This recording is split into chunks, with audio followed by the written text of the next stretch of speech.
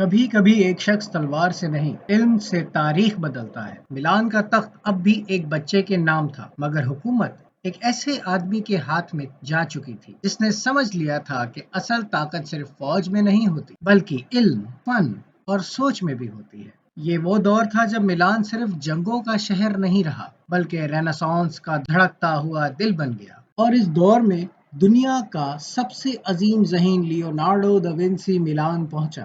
میں ہوں آپ کا دوست شیر یزدان اور آپ دیکھ رہے ہیں wealth and wisdom YouTube channel. آئیے دیکھتے ہیں کیسے لوڈویکو ایل مورو نے میلان کو یورپ کا سب سے روشن شہر بنا دیا۔ سوال یہ ہے، تخت پر بیٹھا کون تھا؟ 1480 میں نام کا ڈیوک اب بھی گلیان گلیازو سفروزا تھا، لیکن اصلی حکمران لوڈویکو ایل مورو۔ ہر حکم اس کی اجازت سے نکلتا، ہر فیصلہ اس کی مرضی سے ہوتا۔ فورن ایمبیسڈر جب میلان آتے، ڈیوک سے نہیں لوڈویکو سے ملاقات کرتے۔ یورپ کے دربار سمجھ چکے تھے میلان کا اصلی حکمران ایل مورو ہے۔ ایک نئی سوچ کی بات کرتے ہیں۔ لوڈویکو دوسرے حکمرانوں سے مختلف تھا۔ اس کا ماننا تھا سلطنت صرف تلوار سے محفوظ نہیں رہتی، اس کا نام علم اور فن سے زندہ رہتا ہے۔ اسی لیے اس نے صرف فوج پر پیسہ خرچ نہیں کیا، اس نے یونیورسٹیز کی حمایت کی، آرکیٹیکٹس کو بلایا، میوزیشینز کو پیٹرونیج دی، انجینئرز کو سپورٹ کیا اور پینٹرز کو میلان لانے کے لیے دعوت دی۔ اس کا خواب تھا میلان کو یورپ کا سب سے عظیم رنسانس سٹی بنانا۔ بات کرتے ہیں فلورنس سے آنے والے اجنبی کی۔ فلورنس کا ایک 30 سال کا آرٹسٹ میلان آیا، اس کا نام تھا لیونارڈو دا وینسی۔ لیکن اس وقت دنیا اسے مہان پینٹر نہیں سمجھتی تھی، وہ نوکری کی تلاش میں تھا۔ اس نے لوڈویکو کو ایک لمبا خط لکھا۔ عجیب بات یہ تھی، اس خط میں پینٹنگ کا ذکر بہت کم تھا۔ لیونارڈو نے لکھا، میں مضبوط پل بنا سکتا ہوں، میں ایسے ٹاپ ڈیزائن کر سکتا ہوں جو دشمن کی دیواریں گرا دیں، میں نئے قسم کی جنگی مشین بنا سکتا ہوں۔ اور آخر میں اس نے لکھا تھا، اور اگر ضرورت ہو تو میں پینٹنگ بھی کر لیتا ہوں۔ یہ جملہ تاریخ سے سب سے دلچسپ جملوں میں سے ایک مانا جاتا ہے۔ ایل مورو نے کیا دیکھا؟ لوڈویکو نے لیونارڈو کا خط پڑھا۔ اس نے صرف ایک پینٹر نہیں دیکھا، اس نے ایک انجینئر دیکھا، ایک انوینٹر دیکھا، ایک ملٹری ڈیزائنر دیکھا، ایک سائنٹسٹ دیکھا۔ اس نے فوراً لیونارڈو کو میلان بلایا اور یہیں سے شروع ہوا رینیسانس کی تاریخ کا ایک نیا باب۔ میلان بن گیا یورپ کا مرکز۔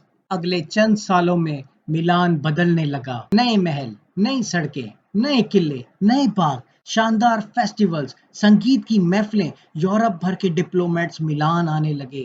ہر کوئی دیکھنا چاہتا تھا مورو کا میلان۔ لیونارڈو کے پروجیکٹس کی بات کرتے ہیں۔ لیونارڈو نے میلان میں صرف پینٹنگ نہیں بنائی، اس نے ملٹری فورٹیفیکیشنز ڈیزائن کی، نہروں، کینالز کے پلانز تیار کیے، میکینیکل ڈیوائسز بنائے، اسٹیج شو اور رائل فیسٹیولز کے لیے موونگ مشینز تیار کی، اور ڈیوک کے لیے انجینئرنگ پروجیکٹس پر کام کیا۔ لوڈویکو ہر نئے پروجیکٹ کو سپورٹ کرتا تھا۔ اس کا ماننا تھا آج کا علم کل کی طاقت ہوتا ہے۔ بات کرتے ہیں ایک مشہور پینٹنگ کی، دی لاسٹ سپر۔ 1495 میں لوڈویکو نے میلان کے سینٹا مریا ڈیلی گریزی مونسٹری کو اپنی فیملی کا مقبرے کے طور پر ڈیولپ کرنا شروع کیا۔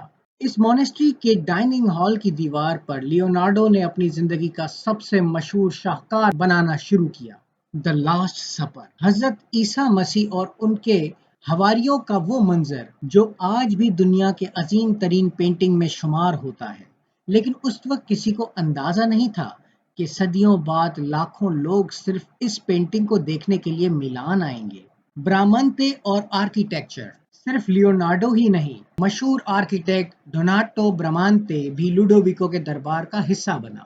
اس نے میلان میں نئے ایگریکلچر آئیڈیاز انٹروڈیوس کیے، چرچز، گارڈنز، رائل بلڈنگز، کیسٹیلو سفورزاس کو مزید خوبصورتی۔ میلان دھیرے دھیرے رینیسانس آرکیٹیکچر کا نمونہ بن گیا۔ ایک شاندار دربار، لوڈویکو کا دربار یورپ کے سب سے امیر درباروں میں سے شمار ہوتا تھا۔ Royal banquets, horse tournament, music concerts, poetry, science, diplomatic meetings, ہر مہمان میلان کی تعریف کرتا۔ ہر فرینچ ایمبیسڈر نے لکھا تھا میلان کا دربار یورپ کا بہترین درباروں میں سے ایک ہے۔ لیکن جتنی روشنی باہر تھی اتنا ہی اندھیرا محل کے اندر تھا۔ نام کا ڈیوک اب بھی گیان گلیازو تھا، لیکن اس کی ہر حرکت پر نظر رکھی جا رہی تھی۔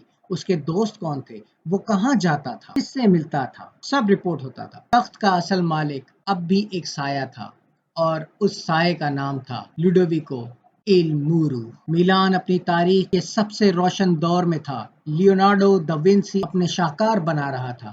آرٹسٹ اور سائنٹسٹ ایل مورو کی حمایت میں کام کر رہے تھے، لیکن اس محل کے کسی کمرے میں ایک جوان ڈیوک خاموشی سے زندگی گزار رہا تھا۔ کیا وہ کبھی اپنا تخت واپس لے پائے گا، یا اس کی تقدیر کا فیصلہ پہلے ہی لکھا جا چکا تھا؟ اور کیا اس کی اچانک موت صرف ایک اتفاق تھی، یا ایک سوچی سمجھی سازش؟ یہ راز کھلے گا ہاؤس آف روزا کے اگلے باب میں۔